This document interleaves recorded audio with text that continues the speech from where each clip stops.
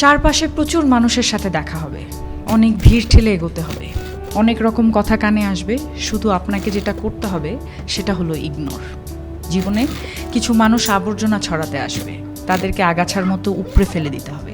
Life আপনার, বাউন্ডারিও আপনাকেই set করতে হবে।